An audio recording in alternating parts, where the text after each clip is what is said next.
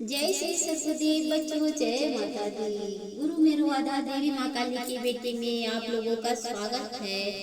आज मैं आप लोगों को बताना चाहती हूँ कि अगर आपको स्वप्न में इस प्रकार के संकेत मिलते हैं तो फिर आपको समझ लेना चाहिए कि आपके साथ कौन सी शक्ति जागृत हो चुकी है। बच्चों, आज मैं इसी के बारे में आप लोगों को बताना चाहती हूँ। तब भी जल्दी से मेरे चैनल को लाइक, सब्सक्राइब और शेयर जरूर कीजिएगा। इसके लिए आपको कुछ भी नहीं करना पड़ेगा, बस थोड़ा सा काम करना होगा। वो जो छोटा लाल बटन है उसको दबा दो और बेल का घंटी है उसको भी प्रेस कर दो, जिससे आप लोगों को आगे के वीडियो अपलोड होते रहेंगे और आपको आने वाले वीडियो मिलते रहेंगे। तो इसके लिए अब मैं स्टार्ट करने रही हूँ कि क्या संकेत मिलते हैं आपको स्वप्न में ऐसा लगेगा कि आपके ऊपर सवारी आ रही है और आप खेलने लगे हैं या फिर आप खेलते खेलते रुक जा रहे हैं। ये संकेत आपको मिलेंगे जब सवारी आने को होगी तो, या फिर आपको ऐसा लगेगा कि माता रानी आपके सामने खड़ी हैं या फिर माँ आपको दिखाई दे रही हैं, आप पूजा कर रहे हो माता रानी की। ये भी संकेत मिलते हैं। इस प्रकार के आपको संकेत मिलना स्टार्ट हो जाते हैं। इस तरीके से आपको उन चीजों से संकेत मिलता है कि आपके साथ ये शक्ति जागृत हो चुकी है।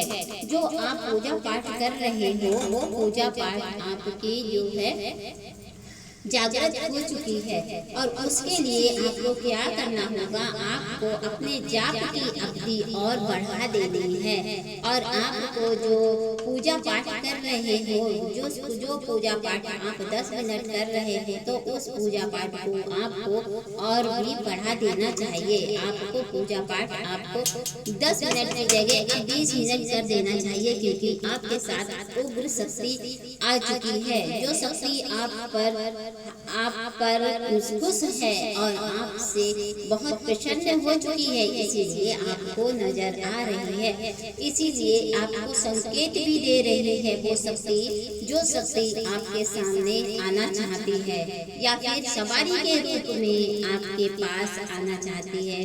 इसीलिए बच्चों, आप लोग इस चीज का ध्यान रखो। जब कभी भी स्वप्न में इस प्रकार का कोई भी सपना देखो तो किसी को बताना नहीं चाहिए, क्योंकि इस प्रकार का सपना देखा हुआ अगर आप बता देते हो किसी दूसरे शख्स को तो फिर वो सपना आपका टूट जाता है और आपके साथ फिर वैसा होने के लिए फिर से आपको उतनी ही शक्ति की जरूरत पड़ती है। इसीलिए कहते हैं कि कभी भी आपको ये चीजें किसी को बताना नहीं चाहिए। इसलिए बच्चों, आप कभी भी किसी को इन बातों के बारे में ना ही बताएं तो अच्छा है और आप इस तरीके से संकेत पाते रहें और संकेत पाते पाते अपने जाप को अनलिमिटेड बढ़ाते जाएं और पूजा पाठ की अवधि को भी आगे और बढ़ा दें, जिससे जो है आपको और ज्यादा शक्ति प्राप्त हो सके। इस तरीके से आप अपनी शक्ति जब प्राप्त होने लगेगी तो फिर आपको किसी भी प्रकार की नकारात्मक ऊर्जाओं का सामना करना नहीं पड़ेगा। और इस तरीके से सपने में जो आपको भगवान या माँ दिखाई देती हैं, जो भी देवी देवता दिखाई देते हैं, तो वो आपका सहायता करते हैं आपके ऊपर शक्ति आने के लिए या फिर आपके प्रसिद्ध रूप से आपके सामने आने के लिए। इसलिए आपको ये सारी चीजें स्वप्न में दिखाई देती हैं। बिना बात किए, बिना किसी को बताए हुए आप अपनी पूजा स्टार्ट रखें और आप अपने जो है अनुभवों के बारे में कभी किसी को ना बताएं।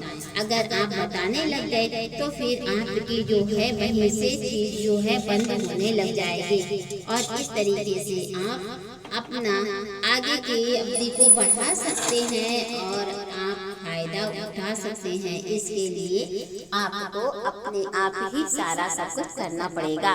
भोग अत्यंत प्रकार के होते हैं, भोग भी दे करके आप भगवान को, माता रानी को प्रसन्न कर सकती हो।